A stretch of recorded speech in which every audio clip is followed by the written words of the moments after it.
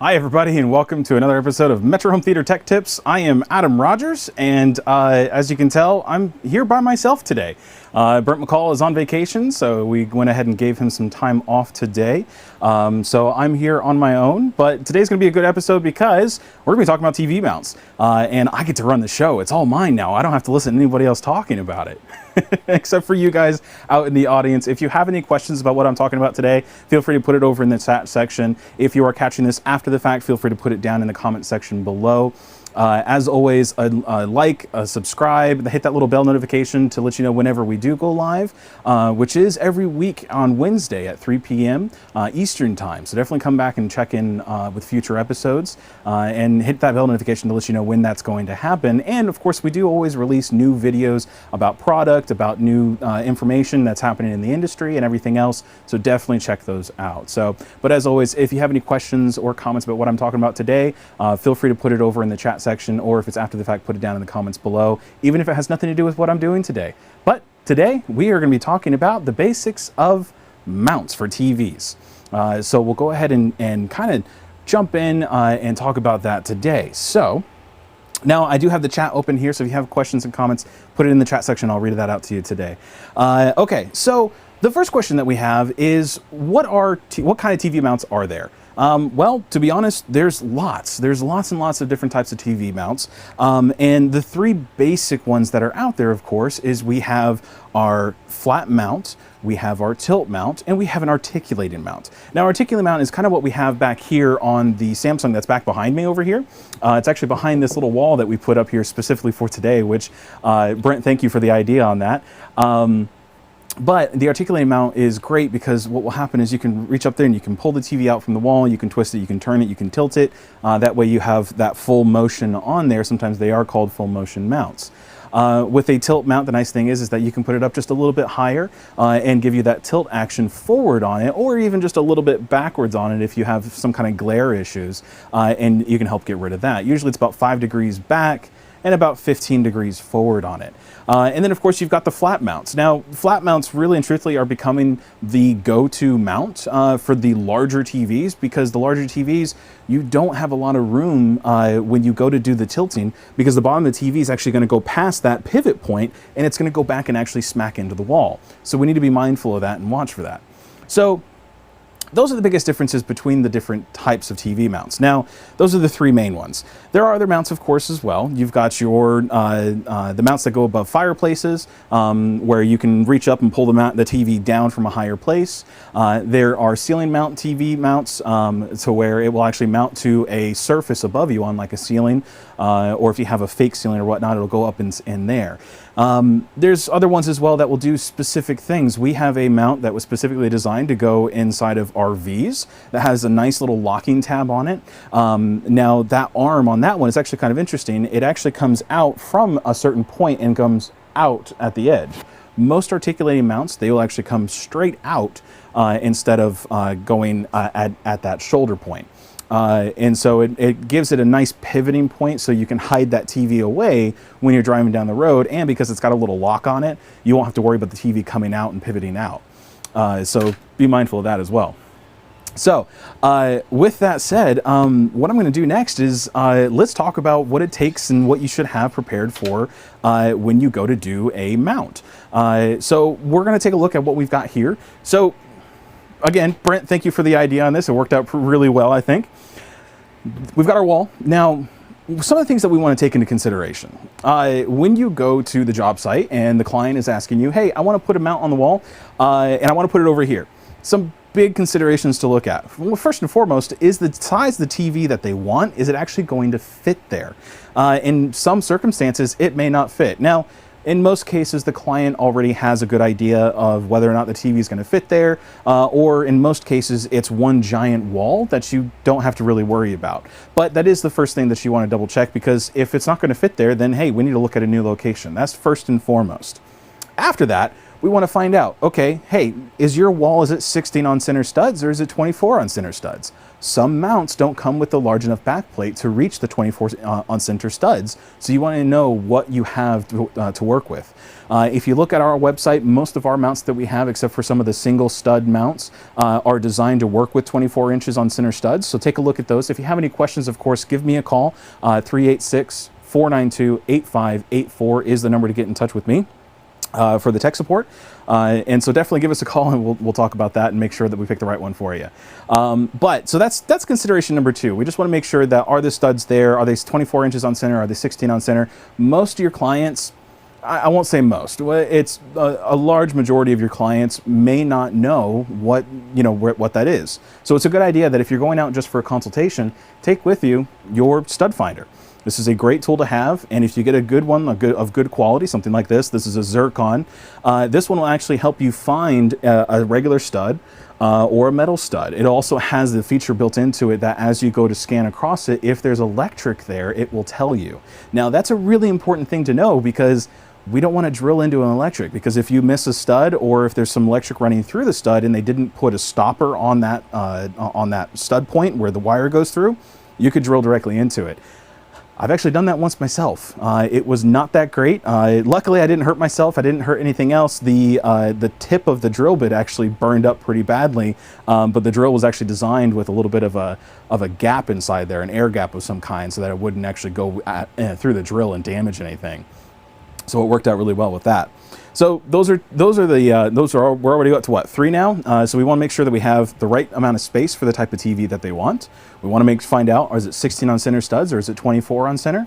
And we want to make sure that there's no electric that's going to be in the way, but we do want to make sure that there's going to be electric at that spot. In most cases, you're really not supposed to run an electric power cord through the wall.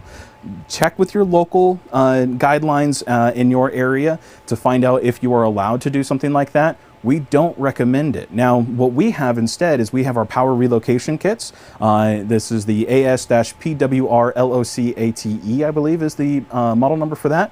So definitely check online for that, or talk to your reps about it as well if you're looking for something.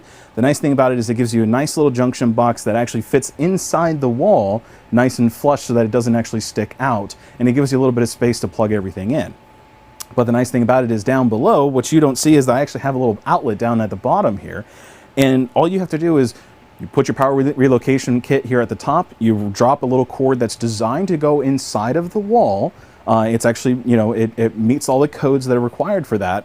Down at the bottom, it comes out of the wall, and then it plugs directly into an outlet that's nearby. So you don't have to bring in an electrician to do that. Now you can. It's a good idea to partner with an electrician if you haven't yet, and have them go ahead and put that up there for you and have it ready for it. Makes everybody happy, makes a very clean installation, but we do have options for you if you don't have that.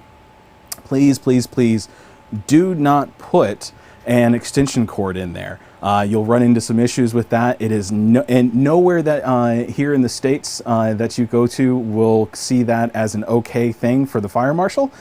Don't do that at all. That's definitely not a good thing.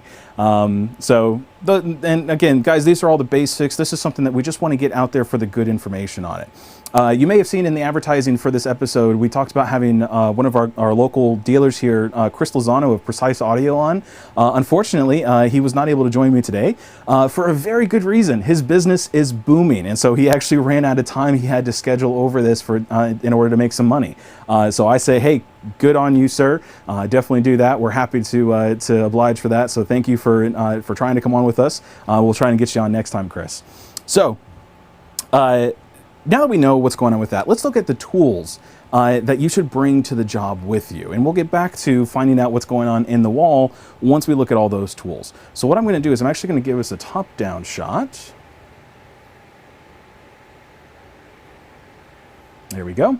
Okay, so you can see here I've got my layout of tools. I've also got my mount here as well. So today what I'm going to be mounting for us is just a regular flat mount unit. So this is the back plate for it. These are all the included accessories. I borrowed some vertical arms from another type of mount. This is actually from a tilt mount, but just to show you what normally comes in the packaging with it. And then of course we have the instructions that come with that as well. This one that we're doing today is actually the LP64PL. This is our post-leveling low profile mount.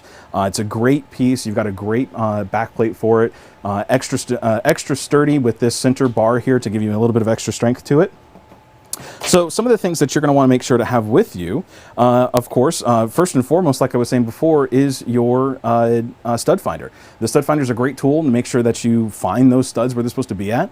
Some manufacturers will include a little pin that you can stick inside the drywall until you can actually find where the stud is. The problem with that is that you're going to leave a mess. If you poke it in there and there's no stud, well, you got to keep going until you find a stud, and now you just got a bunch of little holes that the next time that they take that mount off the wall, hey, now you've got a bunch of holes in the wall. So do yourself and do your clients a favor, pick up a good quality stud finder. It's definitely worth it. It's under $100 for something of decent quality. So definitely worth it. It's a good tool for that. You'll make your money back on it very quickly. After that, of course, we've got our handy dandy little level. Make sure it's a good quality level. If you don't do a good quality level, you will get a bad quality level mount, you'll have a bad quality installation. What you're going to wind up with, of course, is you're going to have a mount that's not directly crooked, or that's not level, and it'll wind up being crooked. So we don't want that at all. So make sure that we get a good quality level with that. After that, of course, we want to make sure we have our drill and our drill bit. Now, I've already selected out the drill bit that we need for this mount. This is just a simple 1/4" bit. And so we just want to make sure that we have that ready for us. Get a good, decent quality drill. This one is one of mine from my installation days, which are not over. I'm still doing some stuff here on the side there and there. But with this one here, this is a good quality. This is actually a hammer drill and a normal drill piece as well. I have a favorite type of drill. That's my own personal liking of it. If you don't like it, you're wrong. But all that to say, it's there and available for, you can take a look and do that. So everyone has their favorite. This one's mine. So. But we've got a 1/4" drill bit here. In most cases, most TV mounts are going to use a 1/4" lag bolt inside of the wall. So usually a 1/4" drill bit is going to be what you're looking for. Other than that, we have our regular Phillips head screwdriver, because this is what we're going to use to actually put the vertical arms on the back of the TV. Don't use power drills when you're putting anything on the TV. This is a huge no-no. Don't use power drills on the TV. The reason for that is it's very, very easy to actually over torque that and damage the inside of the TV. You have probably seen where someone has done that and actually pulled it into the TV too far and damaged the screen on the other side. Don't do that at all. Make sure that you're using hand tools whenever you're doing anything with the TV itself. All right? After that, of course, we have our socket wrench. This is a 1/2" socket, because I've already pulled it out specifically for those lag bolts. Now, I am going to cheat a little bit, but I do want to show that you can use just a regular socket wrench with this, but you don't have to. I am going to use my impact here for today to make things go by a little bit quicker. So I've got my attachment here to have a socket head put onto my impact in order to put that on the wall. It'll make life go a little bit easier. We do want to have this in case so that we can go ahead and torque it down to make sure that it's tight enough, but it's not too tight, and we're not stripping anything out or damaging anything. Again, everybody, if you have any questions about what I'm talking about today, definitely leave it over in the chat. If you have better ways of doing it, if you have your own tips and tricks, let me know in the chat. I would love to hear from you all. I'm by myself today, so I'd love to have somebody to talk to, so definitely put that over in the chat section as well. But we'll go ahead and move on from there. So, the next things that we need to consider, the next thing that we need to pay attention to is actually, we'll go back over here. The next thing that we want to, the next thing in our process is actually just to double check that we have everything that came with the unit itself. Take a look at the manual, make sure that everything is in there. This is a good little tip for you, because every once in a while, I'm not going to say we do that, but there are times where some manufacturers don't include everything in the packaging like they're supposed to. There was maybe an accident, maybe something came out, or during packing, they maybe missed something. So you want to make sure it's all there before you get too far into putting holes in the wall. That way, if you have to come back with another piece, you don't have to worry about there being holes left in the wall for the client. We don't want to do that. Let's leave them a nice clean installation even during the installation, right? Another tool that I don't have with me right now today, it's actually in the other room, is a shop vac. You definitely want to bring with you some kind of vacuum of some sorts. Make sure it's a shop vac of some kind. The dust from drywall will actually damage a normal vacuum. It's not designed to suck in those fine particles. You're actually going to clog up the filter that's inside of it. You want to make sure you have a real shop vac of some kind. That way you make sure you don't damage anything, because you want to use that vacuum for quite a while. DeWalt, some of the other manufacturers of power tools, they have their own shop vacs of some kind that are smaller. Some of them are even battery powered, so you don't have to worry about plugging it in anywhere to get power. And so definitely bring that with you. Another handy tool to have with you is a little broom and dustpan. In fact, a little hand broom of some kind is a good thing to have. That way, in case the dust gets on something, like the molding along the floor or something like that, you can use the brush to get it all off of that. One other thing to have with you as well, as a good thing to have, is a drop cloth of some kind. Put the drop cloth along the ground, make sure that it covers everything up as best as possible, and then from there, whenever you're drilling, you're going to make sure that everything falls onto that drop cloth. Because inside the wall, a lot of times you're going to run into insulation. As you're drilling on through the studs, sometimes you may miss and you may hit the insulation, and it's going to rip that insulation out through that little hole. Or if you're putting in a power relocation kit and you're using your keyhole saw, you're going to be sawing through the drywall, and then at that point you're going to have the leftover and all the other guts of it coming out and falling on the floor. So have a little drop cloth there, make sure everything's covered up with that. Those are some good pointers for that as well. So the next thing that we want to do is we want to make sure that we find out where we're going to be putting the TV. So when your client says, hey, I want to put a TV right here, you're going to ask them, well, that's a good spot. We've already figured out that the studs are good. We've got 16-ounce center studs. There's no electric directly behind there where I have to worry about mounting it. And the TV is going to fit where it's supposed to go, and everything's good to go there. Now, at that point, the next question is, well, what do you want the TV to do? Do you want it to just be flat up against the wall because maybe it's a larger screen, or they don't want to do anything special with it? Do you want it to tilt a little bit? You may have a client that says, well, there's doors and windows behind where they're sitting facing the TV. So you may get some kind of glare or reflection of some kind there. In that case, my suggestion is actually to not put a flat mount there, because you may get reflection to that. Instead, if you put a tilt mount and tilt it back just a little bit, what's going to happen is that the reflection is no longer going towards the people sitting on the couch, it's now going up towards the ceiling ever so slightly. Even that 5 degrees is sometimes enough to make all the difference for that. So definitely consider that as well. From there, you may ask them, okay, well, or do you need to tilt it down because we want the TV much higher and we're going to be sitting back? Or if it's in a bedroom or something like that, maybe putting the TV up a little bit higher to where when they're laying in bed, they don't have to crank their neck in order to see the TV. These are all good questions when you're asking them where do they want the TV, how do they want it mounted.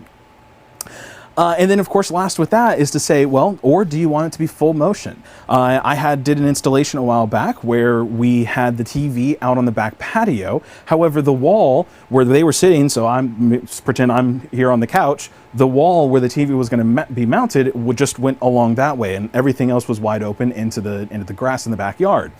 And so they didn't want to move the couch to that side because they still want to be able to see out into the yard. So we had to figure out something to do. So what we did was we took the FMXL75, which is our large format TV mount, which is an articulating mount. And from there, we mounted it on the wall.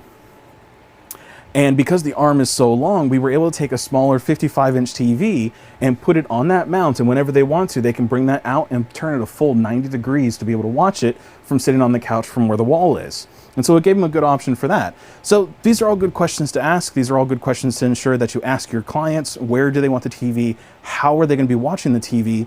And distance is also very important.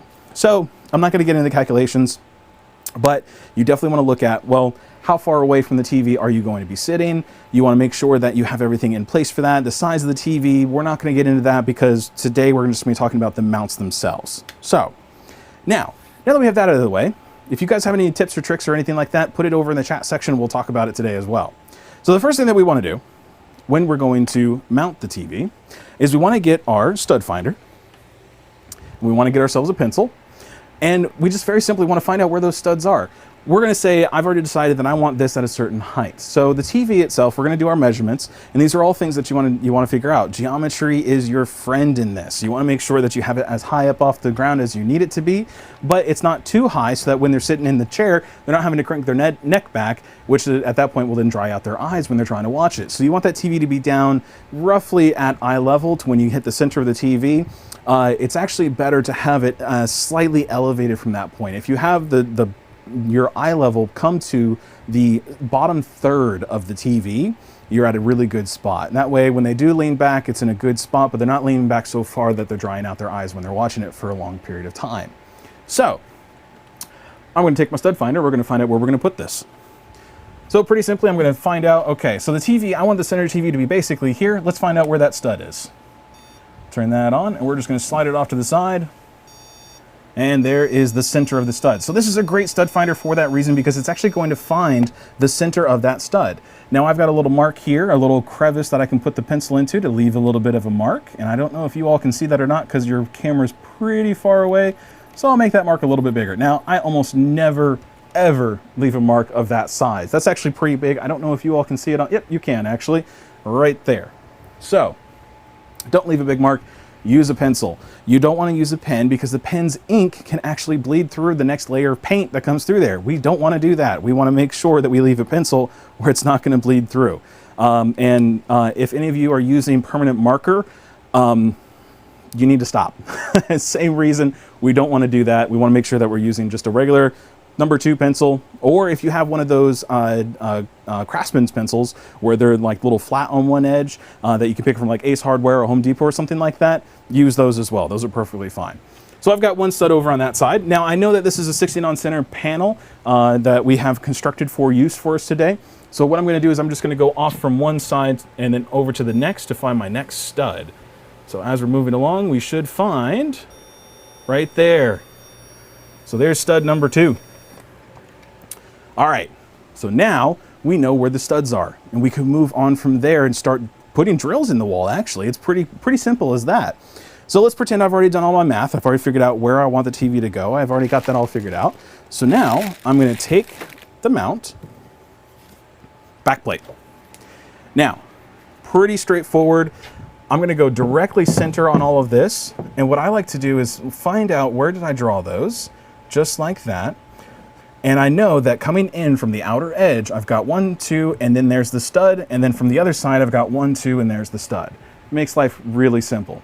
So now that I know where this is going to be at, I'm actually going to come down just a little bit. I want it to be right about there. Now, I'm going to cheat just a little bit. I'm going to take my pencil, and I'm going to mark where I want this to be at. And now we're going to drill. So you've got a couple options. This mount, this back plate here, which I'll show you here, we'll do our top-down shot as well.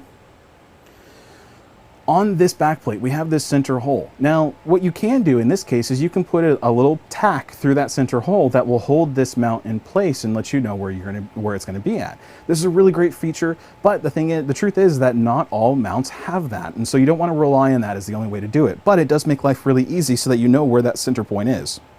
So find out where you want the TV, put a little tack in there that holds this mount in place, and then from there you can start drilling. But I'm going to show you a nice little trick that if you don't have that, you can still get the mount up there and have it be nice and level and not have to worry about too much damage to anything else.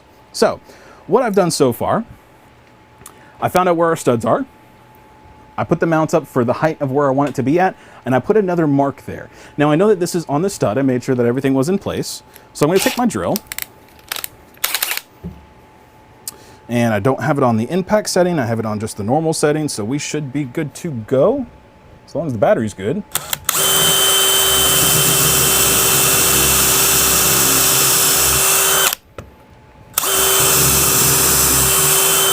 Okay. All right, so I've got my first hole. All right, no going back now. Well, kind of. There is. You can put some spackle on there and clean it up if you need to. So, now, what I'm going to do is I am going to cheat just a very little bit. I'm going to borrow this battery, put it on my impact. We're going to take the socket there and put it on that. And we'll go ahead and open up this pack here. So this pack here, of course, has all of our different screws and bolts and everything that we need. I'm going to take out one of our lag bolts that's going to go into the wall. Now, with all of these mount kits, inside of here, you're going to have some washers. Always, always, always use the washers. These will ensure that no matter what happens, the lag doesn't get taken out of the wall ever so slightly over time if somebody starts messing around with it, because all of that movement will actually go to the washer instead of the lag. So we want to make sure to put those in place. It's also going to spread out the pressure across the front of this to ensure that we don't have anybody putting extra weight on it and it just popping through that hole. So always, always, always use the washer in those applications.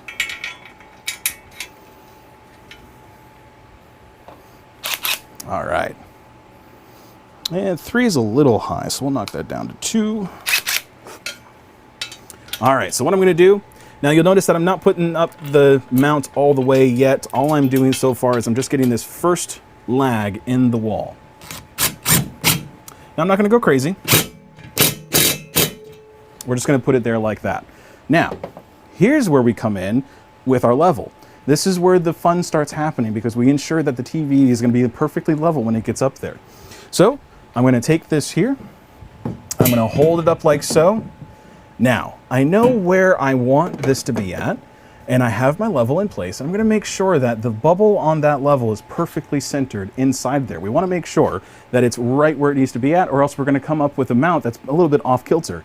And the real maddening part about that is the fact that when I put a large TV on this, a little bit off at this point here means a huge amount is going to be off on the edges of a very large TV. And let's be honest, TVs are getting bigger and bigger, so we want to make sure that we have the correct sizing for that. So I have that hanging on the one side there.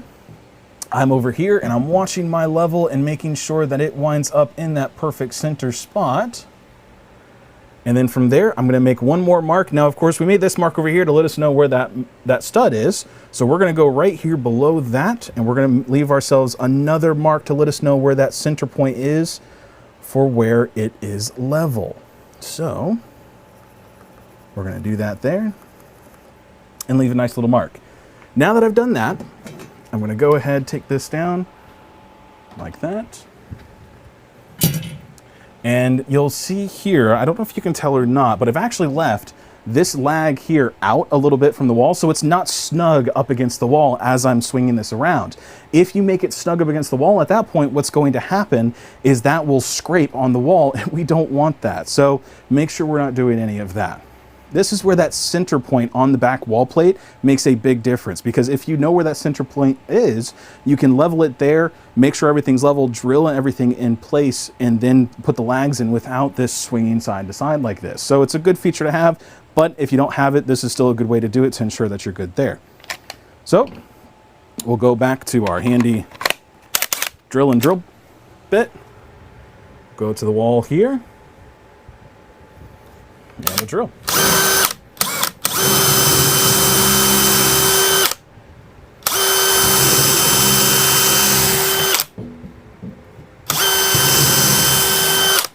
All right, so we now have 2 studs in the wall, right? So we're gonna go ahead and we're gonna get our second lag bolt with our second washer and get that in place. Again, everybody, thank you again for checking in with me. If you have any questions about what I'm doing, leave it over in the chat section to the side, or if you're watching this after the fact, put it down in the comment section down below where we can talk about it there as well. So we'll go on to the next part, steal this battery back.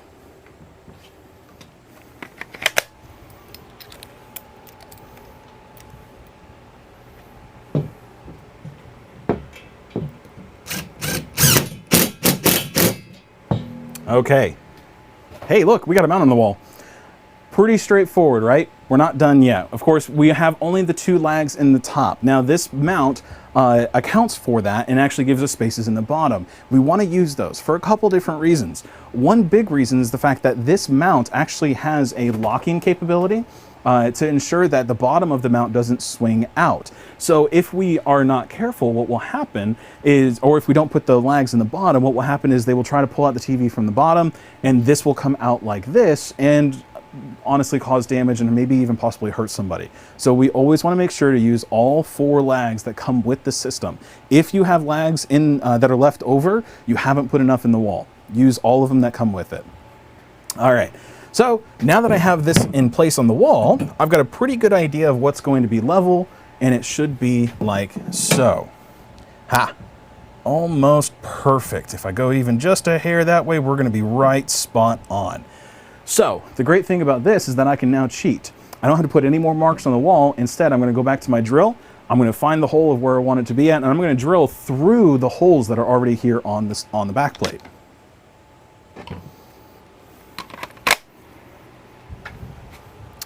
And we'll line it up.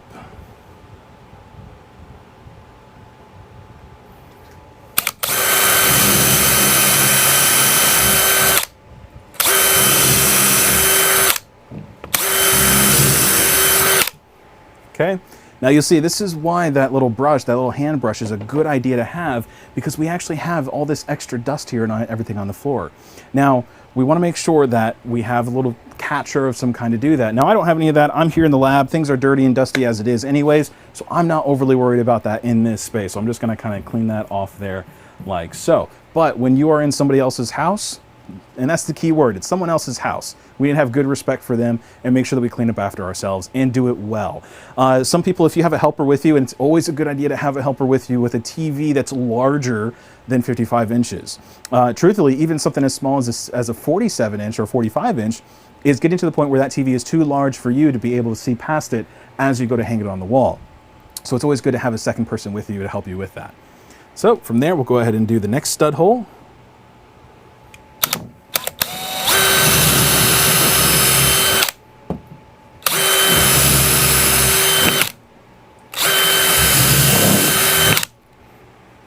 And there we go. Beautiful. All right, we'll do that. We'll get back to our impacts here. We'll get the last two lags out of the baggie here. Put our washers on them. Like I said, always put those washers on there. It's very important. Or as Brent would say, it's very important. Love you, Brent. Can't wait for you to get back. Go ahead and put this on here. Now that I've got that in there and I'm getting a little bit deeper, putting the lags in a little bit deeper, because now we're getting to the point where we can go ahead and make sure that it's perfectly level and go ahead and lock everything in place. I'm going to go ahead and mute myself because this is a really loud ratchet impact drill, and I don't want that to come across that and blow out any speakers that you have over there. So I will be right back.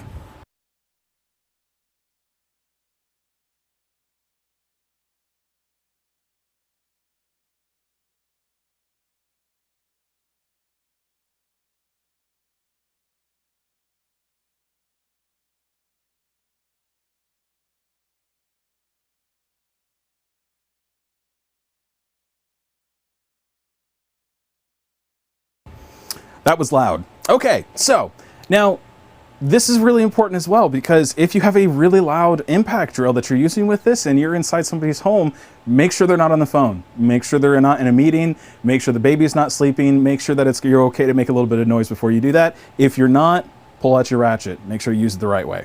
All right. Remember, you're in somebody else's house. Be polite. Okay.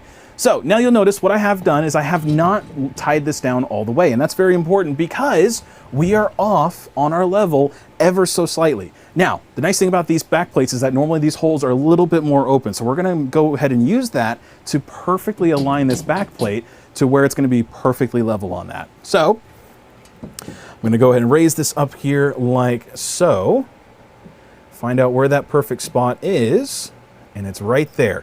So I'm going to use my ratchet, and I'm going to tighten down this bolt here. And all the while, I am watching that bubble to make sure that it does not move as I'm tightening this down. Because during the time that I'm tightening this down, what could happen is I could actually twist it and move this back plate from the torque of actually twisting that down. So we want to watch that bubble, make sure it doesn't move anywhere. And we'll go ahead and I like doing crossover on each one of these. Make sure, there we go. From corner to corner. And then we'll move up to the top one here and then move to the bottom right. So this is just one method that I like to use. It just ensures that everything is evenly tight across the board. I was taught when I changed the tires, you do the same thing, and I just kind of followed along with me no matter where I'm doing or what I'm doing, no matter where I'm going with it. So now we have our backplate on the wall. So everything's nice and tight. It's all up there and in place, perfectly level. Everything's wonderful. Now I'm going to take this time and I'm going to talk about this level here. Specifically the fact that this level is an older level. Now I've double checked myself on it to ensure that it is level, but you really want to replace your level periodically, because over time, as you take it in and out of your tool bag, as it gets dropped on the ground, as whatever happens, over time this could warp and it could change, or you could damage the glass bubble inside of there. So we want to make sure that you periodically check your level and make sure that it works for it, because this is a tool that you will rely on a lot as you put the TVs on the wall. Periodically replacing it, maybe once a year, every other year, something like that, is a good thing to do depending on how many mounts you're putting on the wall. Plus, they're not overly expensive. Usually you can pick one up for less than 50 bucks. So check it out. Okay. We now have our backplate on the wall. So what's next? Well, now we go ahead and get the TV up in place. So what I've done is I've actually had this, we have an acrylic piece over here that we use as advertisement for our FMXL75. And I'm actually going to use that as the stand-in for a TV. Now I've taken the liberty of going ahead and putting the arms on the back of it already, because it's not normally what you would do with a TV to begin with. This I have to put through bolts through it to make it fit correctly and stay in place. It doesn't have the threaded inserts inside of it that you just screw into the back of. But we'll go ahead and talk about what you do want to do as you put the vertical arms on the back of the TV. So we'll go ahead and over here to our top shot. Okay, so pretty straightforward. Find out what kind of TV you have. And it's pretty simple when you're looking at the back of the TV. Find out the size of the holes in the back of the TV. Usually you have a pretty good idea of what size bolts you should use with it, so figure that out and go from there. Now, the next thing you want to do is figure out how far in do you need to go with it. Yes, please. So once you have that, you want to find out how far in you need to go with it.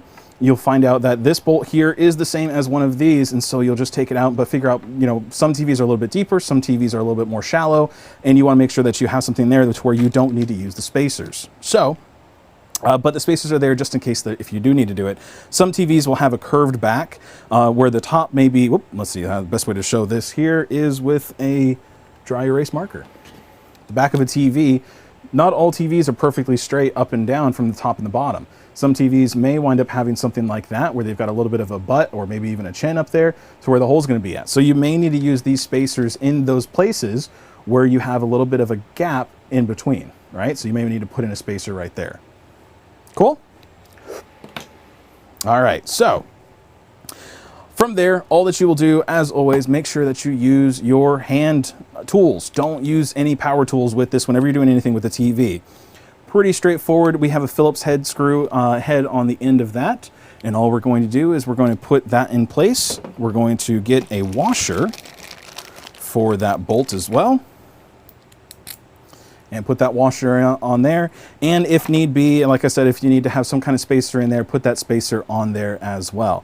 Now, I like to put the spacer after the washer. So we put the washer on first, so that's at the head of the bolt, and then you can put the spacer on after that. That way your washer is still at the head to help disperse that weight at that point, or disperse that force that has to hold it all in place. So from there, you're going to pick out where you want to have this at. Now, this is where the VESA pattern comes into play.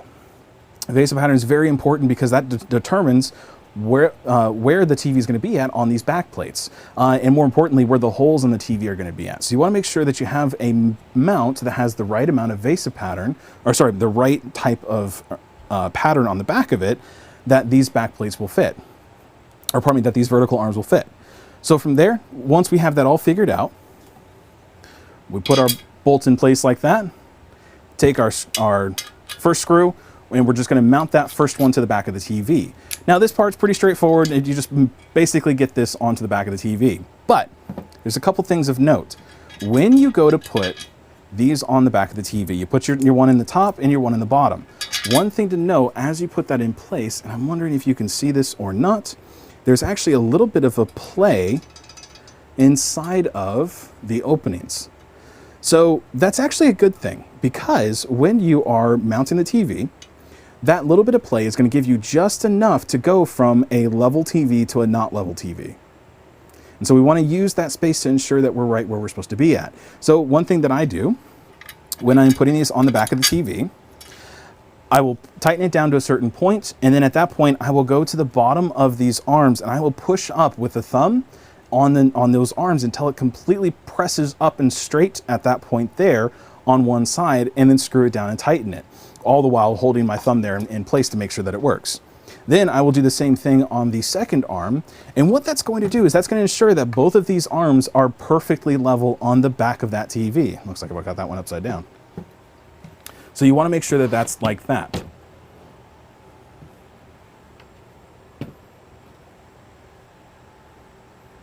So once you have the back arms on the back of the TV perfectly level, from there it's time to go ahead and get that TV on the wall.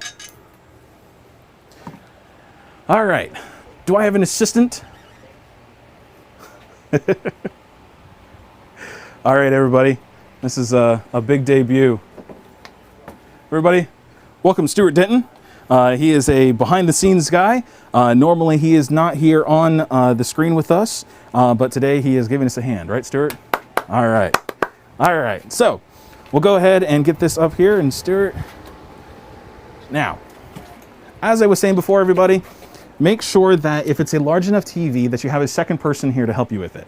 So the first thing that we want to do is we want to go ahead and make sure that we get it lined up. Now, we can cheat because we can see through this thing, but normally you can't. So what you'll have to do is look along the side to make sure that you reach it up on the top and put it down in place, and then there on the bottom. Now, normally you have a large TV in place and you want to make sure that it's in there, so you don't want to just throw it up there and let go real quick. You want to make sure that it's good and level, because you don't want to spend the extra $1,000 to go ahead and replace that TV. So, Stuart, thank you so much. I appreciate it. Everybody, Stuart Denton. So, now that we have the TV on the wall, it's a good time to figure out a little bit more of the specifications of what it's capable of. So, this mount that we have in place, the nice thing about it is it has post-leveling capabilities. What post-leveling basically does is it gives us the option to say, I really screwed up on that installation, and now the TV is a little bit crooked. So let's figure out how that works. Pretty straightforward, pretty simply. All that it is here on the back of this plate here. Inside there, we have two screws, one in the top here and one in the top there. So depending on which way that TV is tilting, I can actually reach back behind there and screw it down and turn it level. So now in this case, you may need to get a screwdriver that's a little bit longer than that, but all we have to do is just reach down inside like so. Oh, that one's too big. I'm gonna have to get one a little bit longer.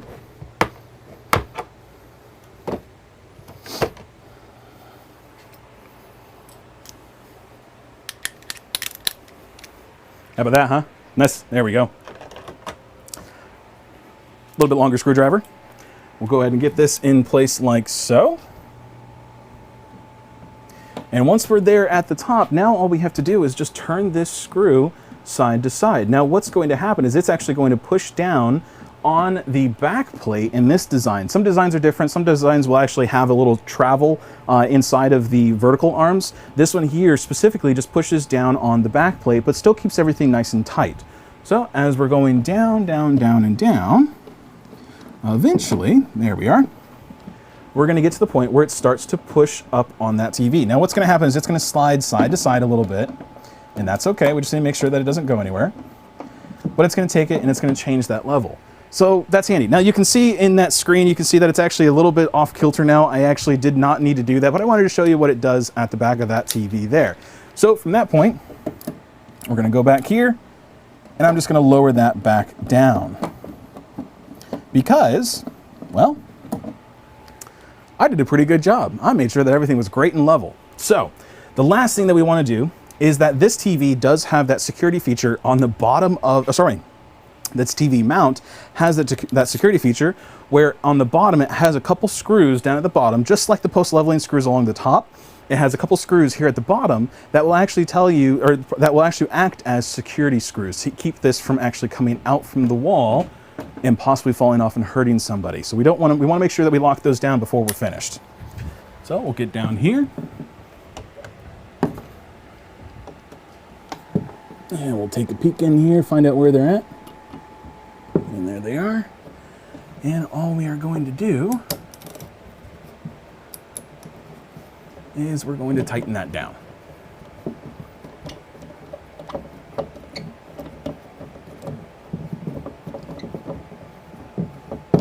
And all we're looking for is for that to be able to stop it from coming out from the back, from being in a vertical position. Now we want to do both of them because we want to make sure that we don't have any issues where one side comes off but the other side doesn't. That's still a dangerous situation. So we want to make sure to go ahead and do both at the same time. Get that in there.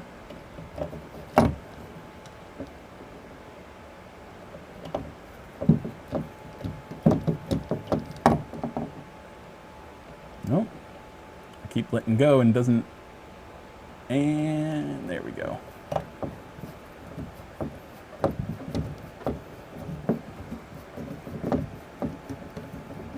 Beautiful. All right, so now we got a TV that's good and in place. It's not going anywhere. Now, the nice thing about these mounts, and another good reason why you should look for a mount that has a larger back plate, is that you can say, maybe this mount was not perfectly centered on the wall to where the client wanted it. Well, that's okay, because I've got a decent amount of space to go side to side with it, and I can slide that TV side to side. So a really nice feature for that. Look for that when you're designing it. Make sure that you have enough space there to account for any kind of changes or differences that you need to worry about. So, great features with that. Well, everybody, that pretty much concludes the overall episode today. We went ahead and put a TV on the wall. We talked about some things that you really should watch for, the types of tools that you should really keep with you when you're doing these types of installations, and also what to look for when you're doing the installation or when you're doing the consultation beforehand. Make sure that you have everything in place for where the client's going to want it. Another good thing to do is to keep on your truck different kinds of mounts. So a mount that's if the client says, nah, just a flat mount on the wall won't be a problem. That way when you throw it up on the wall, client sits down on the couch and says, wow, that's really bad glare. Hey, it's okay. I got a solution. We'll take that mount off. We'll put one on there that's actually doing a tilt mount. It'll tilt back just a little bit. So as you can see, actually in your screen, there's a little bit of a glare from the cameras that I have there. If I were to do just a little bit of a tilt, you would actually lose that. So that would go away. But, so you do have that option. Or if the client says, hey, I want to put the TV inside of a built-in, do yourself a favor and do an articulating mount. The articulating mount ensures that you're going to put it directly in the middle of that opening where you want it to be at. Make sure that it's able to be completely flush with the front of whatever built-in that they're doing.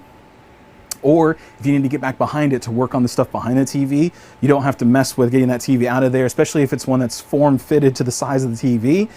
It makes your life a heck of a lot easier if you can just simply pull the TV straight out on an arm, work on what you need to work on, and then push it back in place. Had to do that a couple times and decided never again. Whenever I haven't put a TV in that place, we're doing an articulating arm. It does a favor for yourself when you go back and do any kind of work that you need to do on it, and it gives your client peace of mind knowing that you're not going to damage something if you need to go back there and work on something. So it's a good thing to keep in mind with that. But with that, everybody, I do think that that does conclude our episode today. Thank you so much for checking in with me. If you have any questions about what I've talked about today, feel free to reach out to me. You can reach me at adamr@metrohometheater.com. You can also call me on the tech support line at 386-492-8584, or you can leave your comments and questions in the comment section below, or if you're still watching live right now, you can leave it over in the chat section over on this side. As always, everybody, thank you so much. A like, a share, a subscribe is very, very helpful to us. And share it out onto Facebook. Give us a share on Twitter or Instagram or anything like that. We would really appreciate it. Thank you for that as always. So everybody, thank you for checking in with us. If you have any questions, reach back out to me. But other than that, I'm Adam Rogers. Thanks for checking in. We'll see y'all next time.